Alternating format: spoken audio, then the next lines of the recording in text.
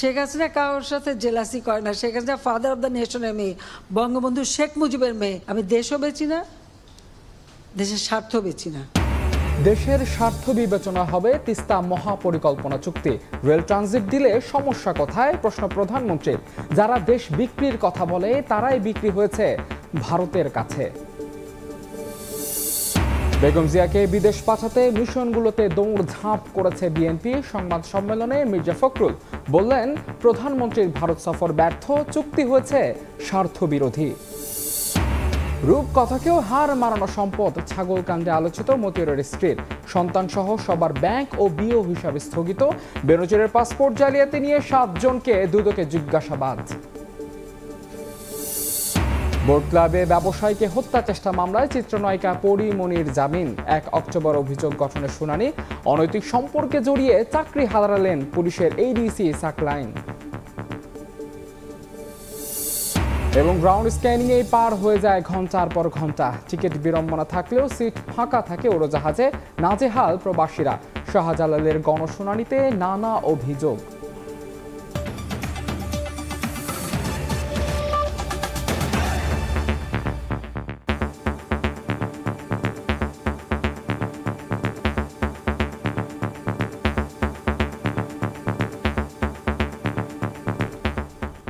দেখছিলেন শিরোনাম। প্রবাসের সময় সঙ্গে আছে আমি মাহাদি ইসলাম ধ্রুব।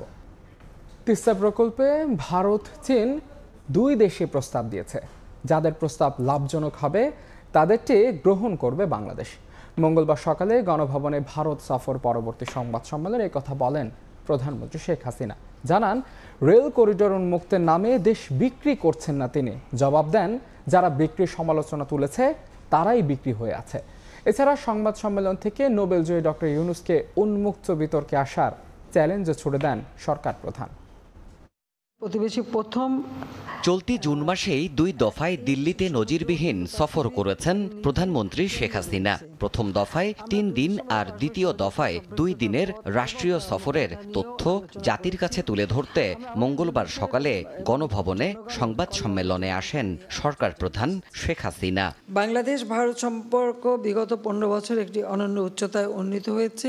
প্রথম ভাগে লিখিত বক্তব্যে সরকার প্রধান তুলে ধরেন ভারত সফরে সম্পাদিত রাষ্ট্রীয় বিভিন্ন ইস্যু। আবারও রেলের একটি চুক্তি হয়েছে এবং এই নিয়ে এরপর উপস্থিত সাংবাদিকদের প্রশ্নের জবাব দেন প্রধানমন্ত্রী। আসে ভারতের রেল করিডোর ব্যবহার প্রসঙ্গ। সরকার প্রধানের সাফ জবাব, দেশ বা দেশের স্বার্থ কোনোটাই বিক্রি করছেন না তিনি। একটা দেশের মধ্যে হঠাৎ ট্রানজিট দিলেই বা ক্ষতিটা কি? বিক্রিটা তাহলে ওজনটা কিসে মাপছে আর বিক্রিটা হয় কিভাবে? আসলে যারা এটা বলে তারা নিজেই ভারতের কাছে বিক্রি করা। যখন মিলিটারি ডিক্টেটরে এসেছে জিয়া, এরশাদ, খালেদা জিয়া উপর দিয়ে ভারত বিরোধী কথা বলেছে আর ভারতে যেয়ে তাদের পা ধরে বসে থেকেছে। আমরা বাংলাদেশে কি চারিদিকে দরজা বন্ধ করে বসে থাকবো? সেটা হয় না, কোনো দেশ পৃথিবীতে থাকে না। আমি তো বঙ্গবন্ধু শেখ মুজিবের মেয়ে। আমি দেশও বেচি না, দেশের স্বার্থ বেচি না। আমি সবসময় দেশের স্বার্থ রক্ষা করেই চলি। নোবেলজয়ী ডক্টর ইউনূসকে সরকার কর্তৃক আইনিভাবে হয়রানি করা হচ্ছে কিনা এমন প্রসঙ্গে প্রশ্ন করলে শেখ হাসিনা বলেন, সাহস থাকলে উন্মুক্ত বিতর্কে আসবেন প্রফেসর।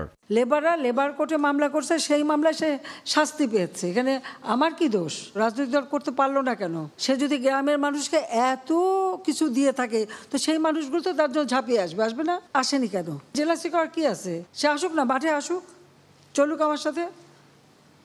আমেরিকার ডিবেট হয় না, চলুক না, আসুক, কথা বলবো। শেখ হাসিনা কারোর সাথে জেলাসি করে না। Sheikh Hasina father of the নেশনের মেয়ে, বঙ্গবন্ধু শেখ মুজিবের মেয়ে। অন্তত এই জায়গাটায় কেউ আসতে পারবে না।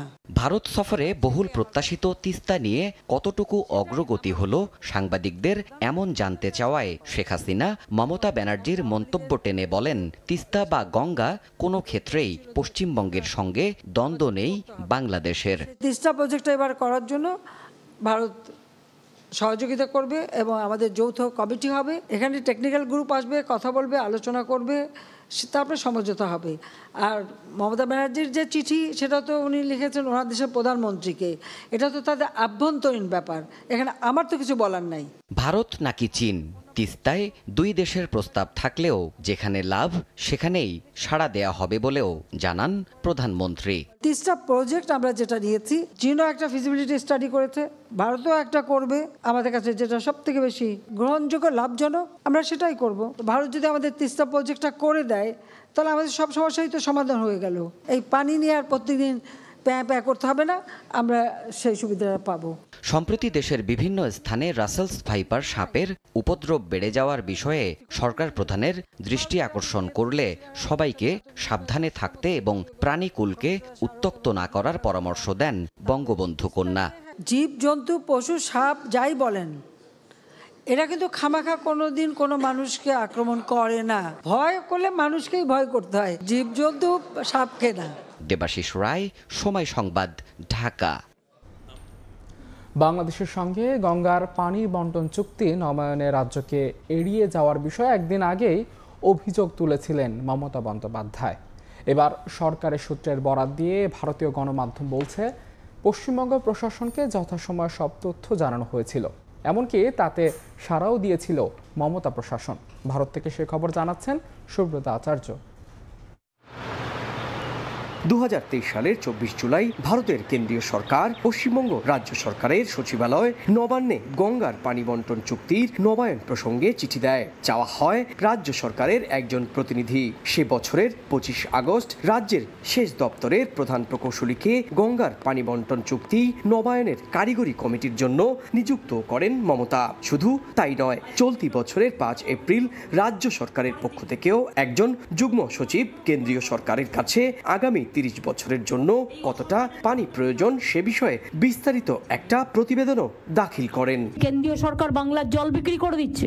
সোমবার রাজ্যটির প্রশাসনিক প্রধান মমতা বন্দ্যোপাধ্যায় যখন গঙ্গার পানি বন্টন চুক্তি নিয়ে তার সরকারকে না জানানোর অভিযোগ তোলেন এবং বাংলাদেশের কাছে পানি বিক্রি করে দেওয়ার মতো প্রসঙ্গ সামনে আনেন, ঠিক তখনই দেশটির সর্বভারতীয় গণমাধ্যমে সরকারি সূত্রের বরাত দিয়ে তারিখ ধরে মমতা প্রশাসনকে সব তথ্য অবগত করার বিষয়টি প্রকাশ্যে আনল। 1996 সালে 12 ডিসেম্বর ভারতের তৎকালীন দেবগুড়ার সরকারের সময় পশ্চিমবঙ্গের তৎকালীন মুখ্যমন্ত্রী জ্যোতি বসু এবং বাংলাদেশের প্রধানমন্ত্রী শেখ হাসিনার সাথে ঐতিহাসিক গঙ্গার পানি বন্টন চুক্তি সম্পূর্ণ হয়। 30 বছরের এই চুক্তির মেয়াদ শেষ হবে 2026 সালের 12 ডিসেম্বর। গত 28 বছর ধরেই দুই দেশের যৌথ নদী কমিশনের তদারকিতে সমানভাবে গঙ্গার পানি পাচ্ছে। এখনো পর্যন্ত এই চুক্তি নিয়ে কোনো পক্ষই তেমন গুরুতর কোনো অভিযোগও উত্থাপন করেনি। ফলে নতুন করে এই চুক্তির মেয়াদ বাড়ানো হওয়ার আগে এই ধরনের আপত্তিকে প্রতিবেশী দুই দেশের সুসম্পর্কের ওপর নেতিবাচক প্রভাব পড়বে বলেও গণমাধ্যমগুলো সতর্ক করছে বলে মত সংশ্লিষ্টদের। সুব্রত আচার্য, সময় সংবাদ, ভারত। তিস্তা কিংবা গঙ্গা নিয়ে কোনো চুক্তি কিংবা সমঝোতা স্মারক স্বাক্ষর হয়নি ভারত বাংলাদেশের প্রধানমন্ত্রীর দ্বিপাক্ষিক বৈঠকে। এরপরও মমতা বন্দ্যোপাধ্যায়ের কঠিন প্রতিক্রিয়াকে অত্যন্ত তাৎপর্যপূর্ণ মনে করছেন ভারতের রাজনীতি বিশ্লেষকরা। তিস্তা চুক্তি ভেস্তে যাওয়ার পেছনে তারা যেমন কেন্দ্র ও রাজ্য সরকারের রাজনৈতিক টানাপোড়েনকে দায়ী করছেন, তেমনি মনে করছেন গঙ্গার পানি বন্টন চুক্তি নবায়নেও এর নেতিবাচক প্রভাব পড়বে। সুব্রত আচার্যের আরও একটি রিপোর্ট।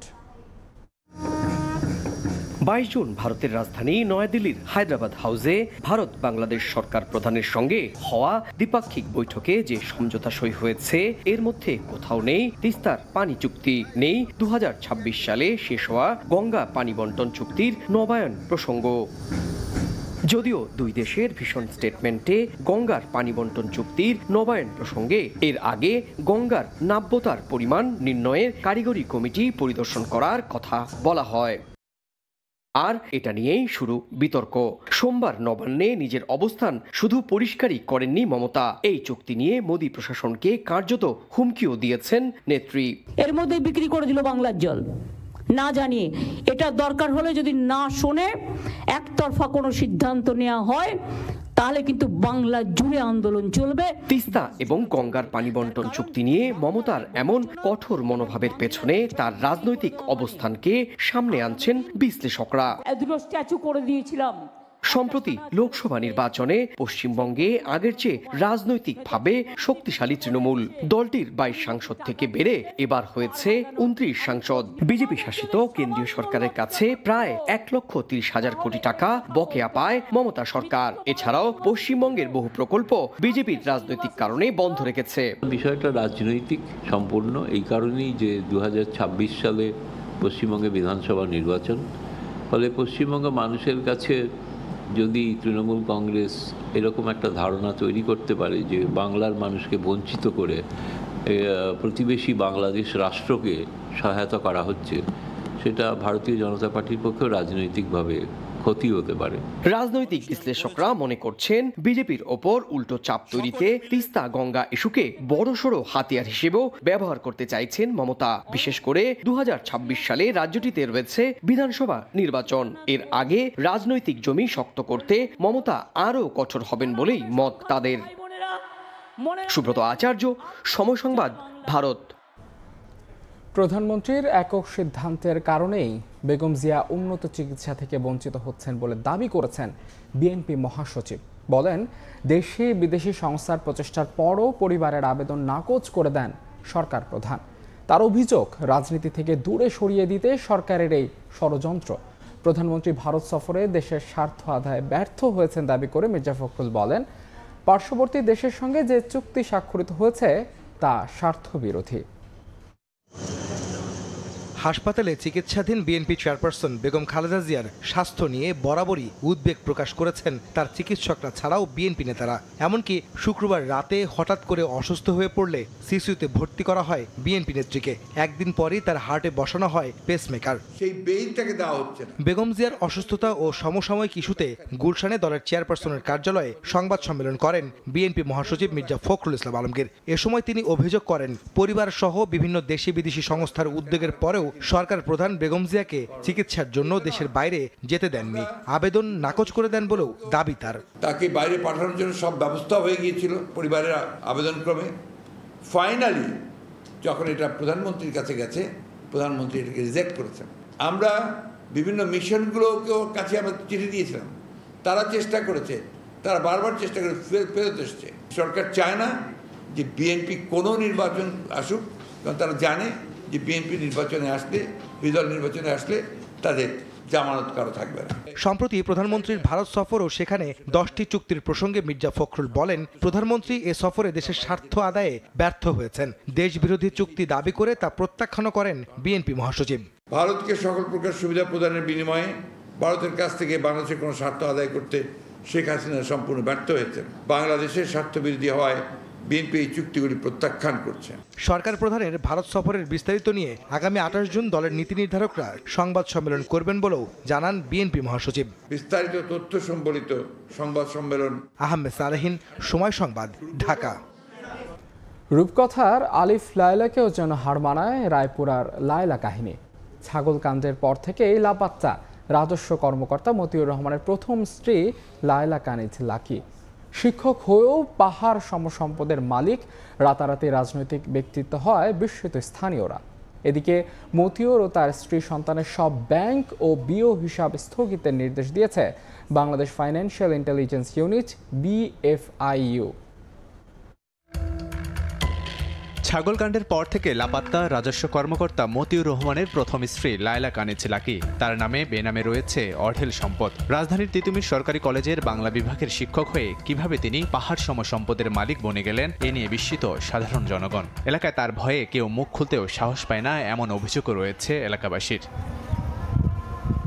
অবৈধ সম্পদের বিশালতার উপর ভর করে শিক্ষকতা পেশা ছেড়ে রাজনীতিতে যোগ দিয়ে হয়ে যান রাজনৈতিক নেত্রী। 2022 সালে রায়পুরার উপনির্বাচনে প্রভাবশালী স্বামী মতিউর রহমানের অর্থের প্রভাবে বিনা প্রতিদ্বন্দ্বিতায় চেয়ারম্যান নির্বাচিত হন লায়লা কানিজ। তবে নিয়মিত অফিস করতেন না, এমনকি জনপ্রতিনিধি হলেও সাধারণ মানুষ তার দরবারে হাজির হতে পারত না। ঈদুল আজহার দুদিন আগে সবশেষ আগে অফিস করলেও এরপর আর জনসম্মুখে দেখা যায়নি এ জনপ্রতিনিধিকে। কিন্তু কবে আসবেন তাও বলেননি, ছুটিও নেননি। অফিস কক্ষে ঝুলছে তালা, ব্যাহত হচ্ছে কার্যক্রম। এরই মধ্যে তার উপর দেশ ত্যাগের নিষেধাজ্ঞাও আরোপ করা হয়েছে।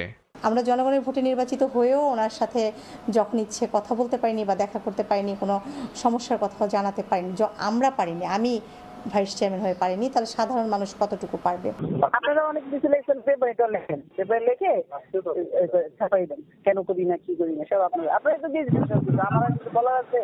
মাত্র 15 বছরে তার সম্পদ গিয়ে ঠেকে 10 কোটির বেশি, যা উপজেলা পরিষদ নির্বাচনের হলফনামায় স্থাবর অস্থাবর সম্পত্তির মূল্যে উল্লেখ করা হয়েছে। যদিও প্রকৃত বাজার মূল্য 4 থেকে 5 গুণ বেশি। এর মধ্যে মার্জালে বিলাসবহুল গাড়ি, ইকো রিসোর্ট ও ওয়ান্ডার পার্ক সহ ঢাকা, গাজীপুর, সাভার, নাটোরে রয়েছে প্রায় কয়েকশো কোটি টাকার সম্পত্তি। জেলা আওয়ামী লীগের ত্রাণ ও দুর্যোগ বিষয়ক সম্পাদক লাকি ঘুরে বেড়ান দামি ব্র্যান্ডের গাড়িতে। এলাকায় করা হয়েছে নিজ নামে সড়ক।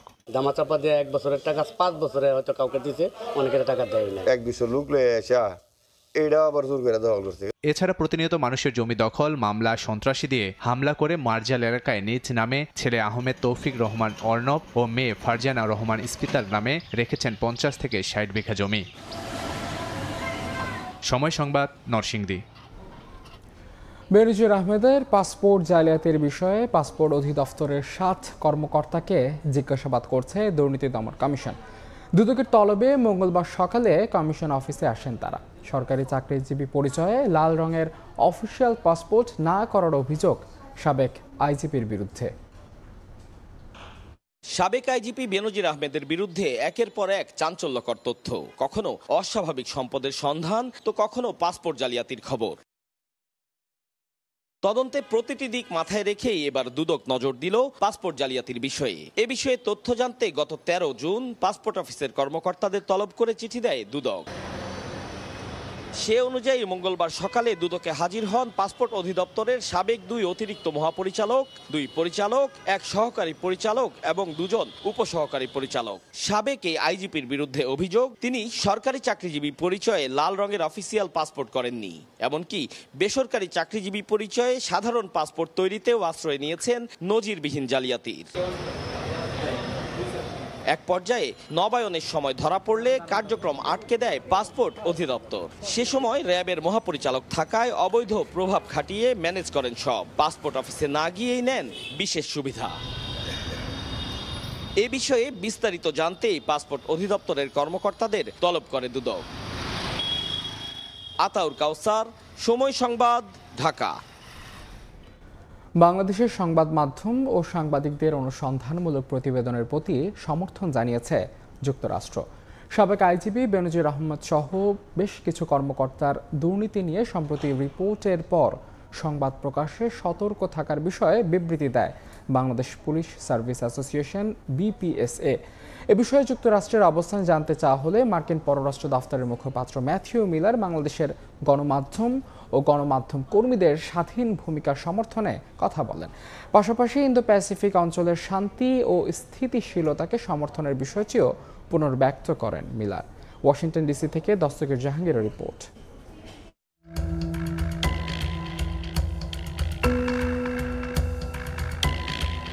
সম্প্রতি বাংলাদেশের গণমাধ্যমে প্রভাবশালী বেশ কয়েকজন ব্যক্তির অনিয়ম দুর্নীতি ইস্যুতে অনুসন্ধানমূলক ধারাবাহিক প্রতিবেদন প্রকাশিত হয়। এগুলোকে আংশিক ও উদ্দেশ্য প্রণোদিত দাবি করে বিবৃতি দেয় বাংলাদেশ পুলিশ সার্ভিস অ্যাসোসিয়েশন বিপিএসএ।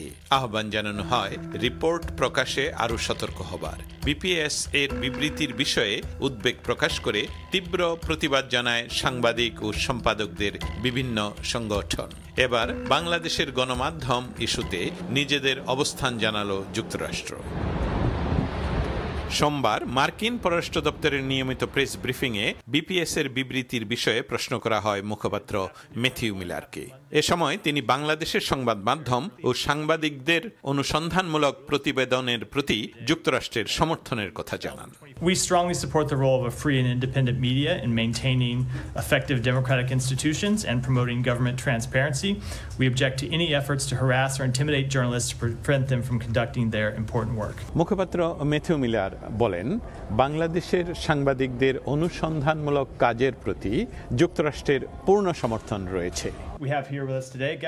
মুক্ত ও অন্তর্ভুক্তিমূলক ইন্দো প্যাসিফিক অঞ্চলের শান্তি, নিরাপত্তা এবং স্থিতিশীলতা ইস্যুতে হাসিনা মোদি দ্বিপাক্ষিক বৈঠকের বিষয়েও এদিন প্রশ্ন করা হয় ম্যাথিউ মিলারকে। জানতে চাওয়া হয় ইন্দো প্যাসিফিক অঞ্চল নিয়ে দুই সরকার প্রধানের দৃষ্টিভঙ্গি মার্কিন স্বার্থের প্রতিফলন ঘটায় কিনা। জবাবে মুখপাত্র ম্যাথিউ মিলার বলেন, ইন্দো প্যাসিফিক অঞ্চলের শান্তি ও স্থিতিশীলতাকে সমর্থন করে যুক্তরাষ্ট্র। We do support peace and stability in the Indo-Pacific region. That has been a hallmark of our engagement in that region. মার্কিন পররাষ্ট্র দপ্তরের নিয়মিত প্রেস ব্রিফিংয়ে ম্যাথিউ মিলার বাংলাদেশ এবং ভারতের ইন্দো প্যাসিফিক জোন নিয়ে যৌথ বিবৃতির উপর মন্তব্য করতে অস্বীকৃতি জানালেও তিনি বলেন, ইন্দো প্যাসিফিক জোনে বাংলাদেশ এবং ভারতের সাথে যুক্তরাষ্ট্র সর্বদাই কাজ করতে প্রতিজ্ঞাবদ্ধ এবং আগ্রহী। দস্তগীর জাহাঙ্গীর, সময় সংবাদ, state department, Washington DC. Boat ক্লাবে ব্যবসায়ী নাসিরউদ্দিন মাহমুদ হত্যা চেষ্টা মামলায় আত্মসমর্পণ করে জামিন পেয়েছেন চিত্রনায়িকা পরিমণি। 1 অক্টোবর অভিযোগ গঠনের শুনানির দিন ধার্য করেছেন আদালত। একে কাউন্টার মামলা বলে অবহিত করেছেন পরিমণির আইনজীবী।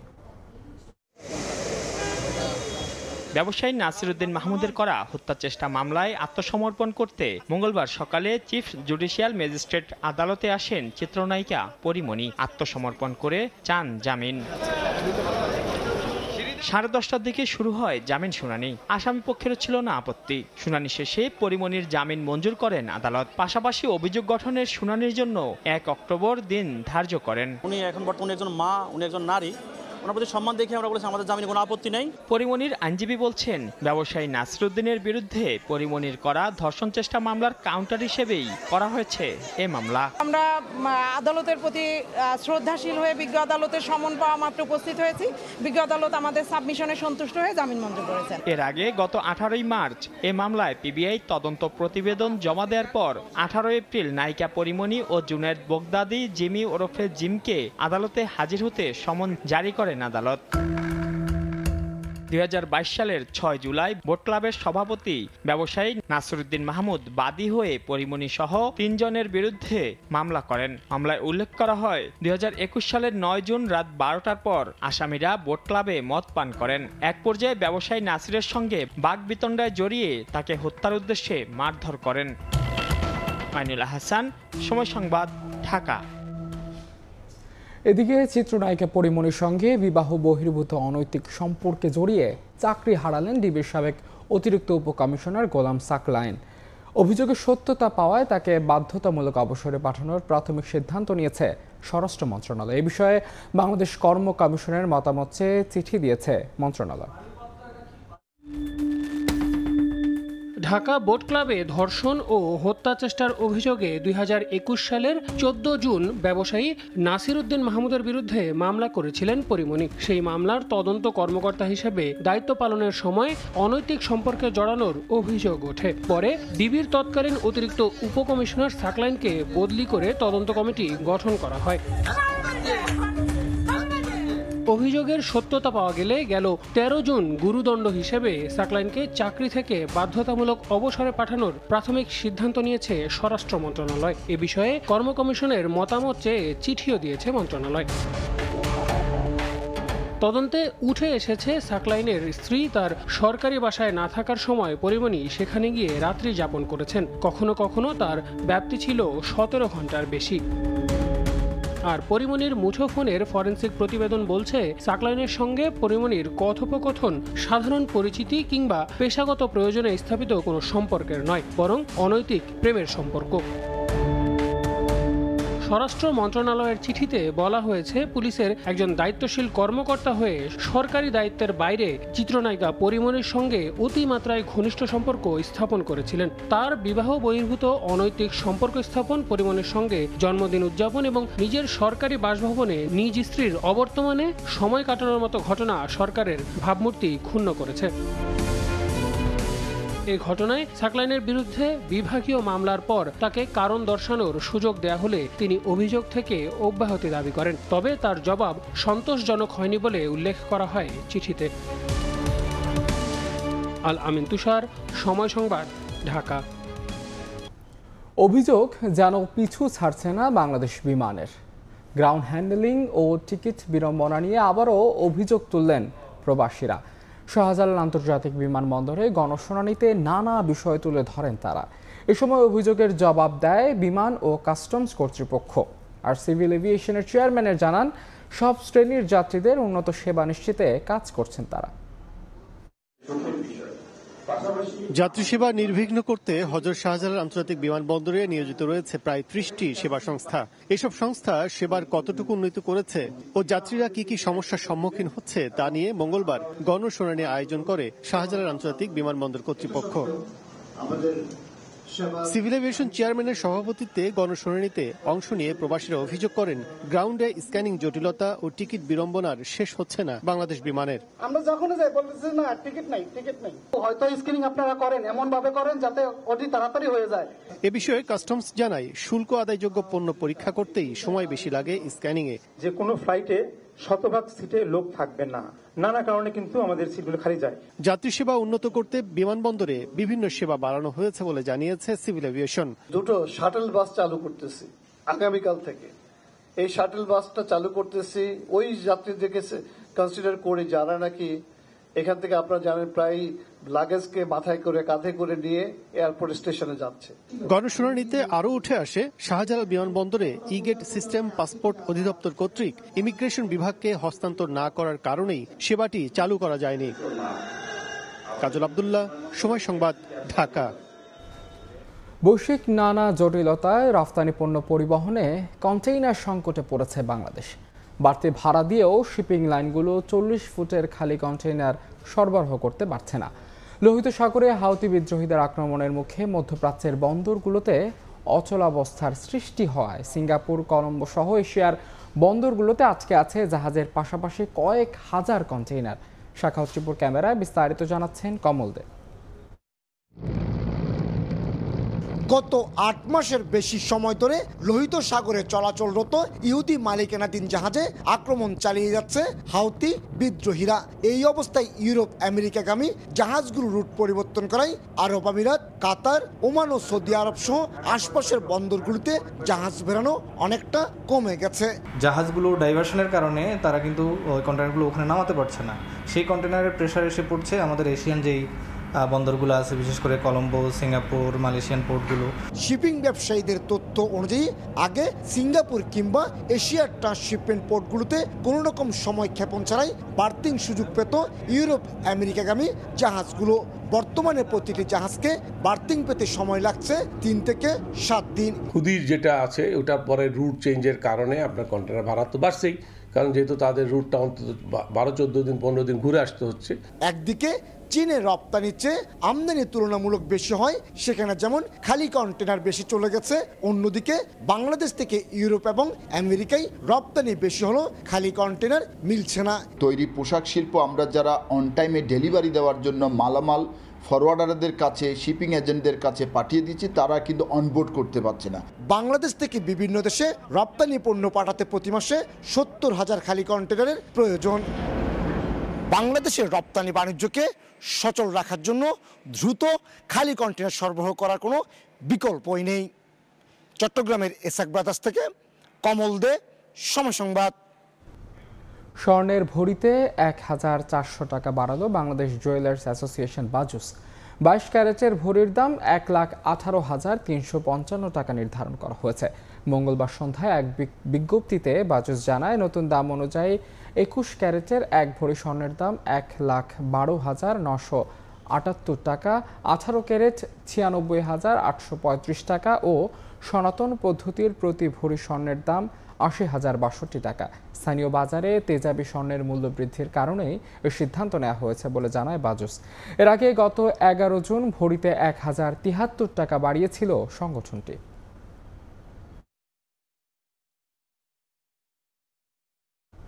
ইউরোপের শিল্পোন্নত দেশ ইতালি। প্রতিনিয়তই দেশটিতে বাড়ছে বিদেশি শ্রমিকদের প্রবেশ।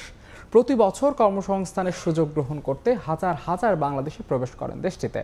অর্থনৈতিক সাফল্য অর্জন করতে ইতালির ভাষা শিক্ষার পাশাপাশি সঠিক বাসস্থানের শহর নির্বাচন করাও অত্যন্ত গুরুত্বপূর্ণ। ইতালির প্রতিনিধি মাকসুদ রহমানের তথ্যচিত্র রিপোর্ট। ইউরোপের তৃতীয় শক্তিশালী অর্থনীতির দেশ ইতালি। ঐতিহাসিক ও ভৌগোলিক কারণে দেশটির দক্ষিণ অঞ্চলের চেয়ে অনেক বেশি শক্তিশালী ও উন্নত উত্তর অঞ্চলের অর্থনৈতিক অবস্থা। এছাড়াও উত্তর ইতালিতে রয়েছে বিশ্ববিখ্যাত অনেক শিল্প প্রতিষ্ঠানও। কিছুটা ব্যয়বহুল হলেও এ অঞ্চলে কাজের সুযোগ এবং অর্থ উপার্জনের সুযোগ দক্ষিণ অঞ্চলের তুলনায় অনেক বেশি। উত্তর ইতালির বিভিন্ন শহরে বর্তমানে কর্মরত আছেন লক্ষাধিক প্রবাসী বাংলাদেশি। এসব অঞ্চলে সবসময়ই দক্ষ ও ভালো ভাষা জানা শ্রমিকদের চাহিদা দেখা যায়। এই সুযোগ নিতে পারে নতুন আসা বাংলাদেশি শ্রমিকরা। তাই উত্তর ইতালিতে আসা নতুন শ্রমিকদের জন্য থাকার জায়গা নিশ্চিত করা এবং দ্রুত চাকরি পেতে ইতালির ভাষা শেখা অনেক গুরুত্বপূর্ণ বলে মনে করেন সেখানকার প্রবাসী বাংলাদেশিরা। নতুন যারা ইতালিতে আসতেছেন এরা সবাই আসার আগে ইংলিশ শিখে আসবেন, এটার পাশাপাশি ইতালিয়ান ভাষা শিক্ষাটা একটু কমপ্লিট করে আসবেন, বা কিছুটা ইতালিয়ান ভাষা শিখে আসলে এখানে আসলে কাজে কর্মের ক্ষেত্রে অনেক হেল্প হবে। দক্ষিণ ইতালি থেকে উত্তর ইতালি অর্থনৈতিক অবস্থা অনেক ভালো, যেখানে রয়েছে অনেক কলকারখানা ও রেস্টুরেন্ট, আলবের্গো। এখানে যারা আসবেন এইদিকে কাজের সুবিধা অনেক ভালো।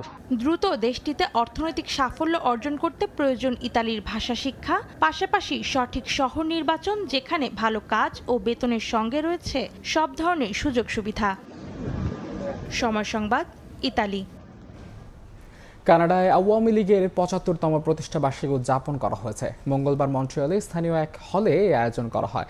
এদিন কানাডা ও কুইবেক আওয়ামী লীগের উদ্যোগে আলোচনা সভা ও সাংস্কৃতিক অনুষ্ঠান হয়। এতে সভাপতিত্ব করেন কানাডা আওয়ামী লীগের সভাপতি গোলাম মহিবুর রহমান। বিশেষ অতিথি হিসেবে উপস্থিত ছিলেন কুইবেক আওয়ামী লীগ সভাপতি মুন্সি বশির। অনুষ্ঠানের শুরুতে বঙ্গবন্ধু শেখ মুজিবুর রহমান, জাতীয় ৪ নেতা ও মুক্তিযুদ্ধে শহীদদের প্রতি শ্রদ্ধা জানিয়ে ১ মিনিট নীরবতা পালন করা হয়। পরে বক্তাদের আলোচনায় উঠে আসে আওয়ামী লীগ প্রতিষ্ঠার ইতিহাস ও বাংলাদেশের উন্নয়ন সহ নানা বিষয়। এরপর বঙ্গবন্ধুর প্রতিকৃতিতে ফুল দিয়ে শ্রদ্ধা জানান নেতাকর্মীরা। সংযুক্ত আরব আমিরাতের আজমানে হয়ে গেল বাংলাদেশ কার্নিভালের সাংস্কৃতিক আয়োজনে মঞ্চ মাতিয়েছেন জনপ্রিয় গায়ক প্রীতম হাসান ও চিত্রনায়ক জায়েদ খান। সঙ্গে ছিলেন প্রতীক হাসান, চিত্রনায়িকা ইধিকা পাল সহ একাধিক শিল্পী। শিবলি আল সাদিকের রিপোর্ট। সংযুক্ত আরব আমিরাতে বাংলাদেশ কার্নিভালের সাংস্কৃতিক আয়োজন শেষ হয়েছে। আয়োজনে মঞ্চ মাতিয়েছেন চিত্রনায়ক জায়েদ খান, প্রীতম হাসান, প্রতীক হাসান, সঙ্গীতশিল্পী পূজা, চিত্রনায়িকা ইধিকা পাল, মিসেস ইন্ডিয়া, মধুমালিতা সহ একাধিক শিল্পী।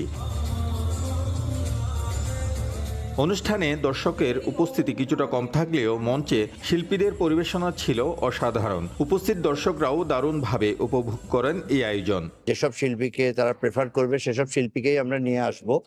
নিয়মিত এই ধরনের প্রোগ্রাম আমরা আজমাইন, দুবাই, শারজাহ সব জায়গাতেই করতে চাই। যারা এটা আয়োজন করেছে আয়োজক, তারা তাদের প্রতিশ্রুতি রক্ষা করেছে। সংযুক্ত আরব আমিরাতের দর্শকবৃন্দ এই হলে তারা এই অনুষ্ঠানটি উপভোগ করেছে।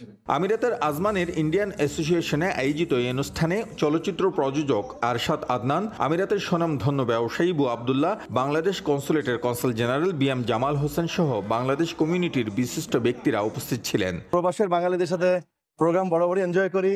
আমি তাদের সামনে বাংলাদেশের জাতীয় ফ্ল্যাগ তুলে ধরতে পারি, এটা আমার সবচেয়ে বড় গর্বের। সঙ্গীত পরিবেশন থেকে শুরু করে সবগুলো পারফরমেন্সই সুন্দর ছিল, ভালো লাগছে। এই অনুষ্ঠানে ২০ জন প্রবাসী বাংলাদেশিকে বিশেষ সম্মাননা প্রদান করা হয়। অনুষ্ঠানের আয়োজক ছিল action card event management LLC। শিবলি আল সাদিক, সময় সংবাদ, সংযুক্ত আরব আমিরাত। সুপার 8-এর শ্বাসরুদ্ধকর লড়াই শেষ। চূড়ান্ত বিশ্বকাপের সেমিফাইনালে 4 দল 27 জুন প্রথম সেমিফাইনালে মুখোমুখি হবে দক্ষিণ আফ্রিকা ও আফগানিস্তান। একই দিন রাত 8:30টায় দ্বিতীয় সেমিফাইনালে ভারতের প্রতিপক্ষ ইংল্যান্ড। ত্রিনিদাদ অ্যান্ড টোবাগোর ব্রায়ান লারা স্টেডিয়ামে বিশ্বকাপের প্রথম সেমিফাইনালে উত্তাপ ছড়াতে প্রস্তুত ইতিহাস গড়া আফগানিস্তান। তাদের প্রতিপক্ষ দক্ষিণ আফ্রিকা। বিশ্বকাপের আগে ক্যারিবিয়ান কিংবদন্তি ব্রায়ান লারা ছাড়া আফগানদের নিয়ে বাজি ধরার সাহস পায়নি কেউ। কিন্তু সেই ভবিষ্যৎবাণী 16 আনা সত্য প্রমাণ করে ইতিহাসে প্রথমবারের মতো সেমির টিকিট কেটেছে রশিদ খানের দল। শক্তিশালী অস্ট্রেলিয়ার পর বাংলাদেশকেও হারিয়েছে তারা। আফগান কাবুলিওয়ালাদের বিজয় গাথা সেমির মঞ্চেও দেখার অপেক্ষা সমর্থকদের।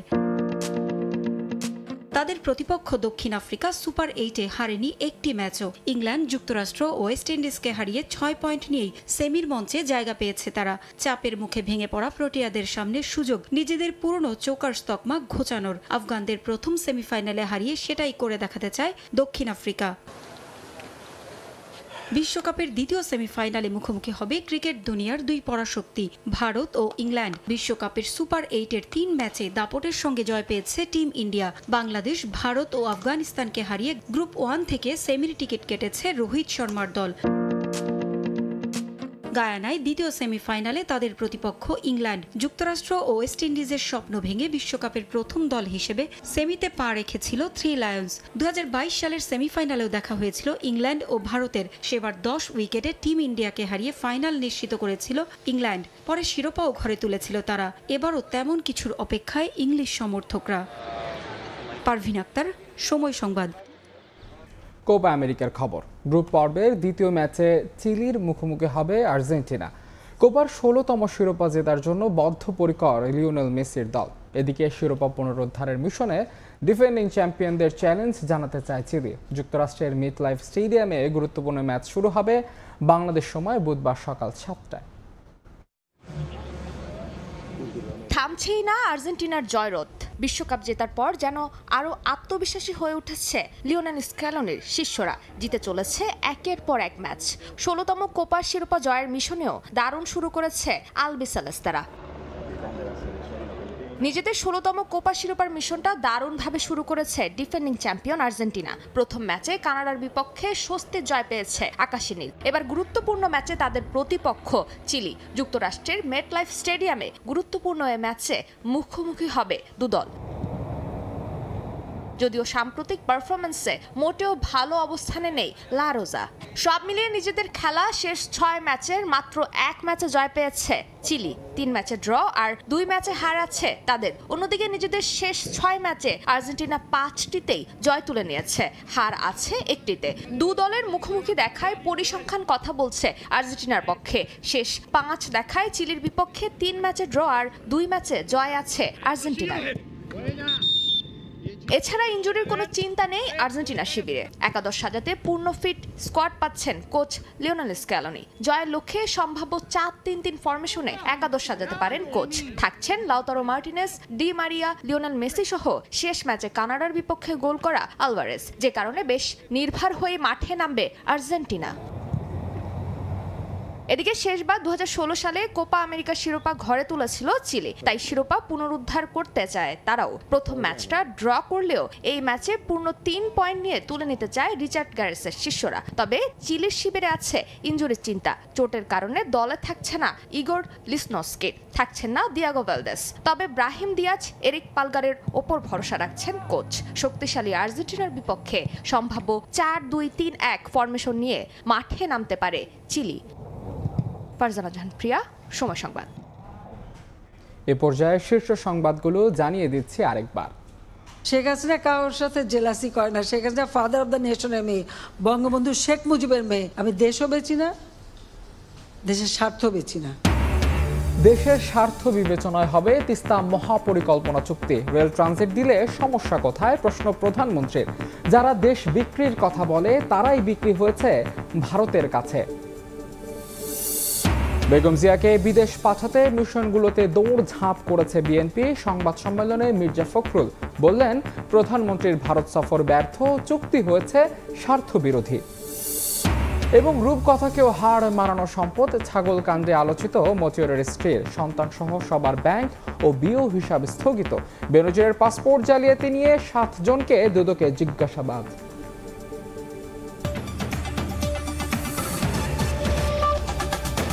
এই ছিল প্রবাসের সময়। সঙ্গে থাকুন সময়।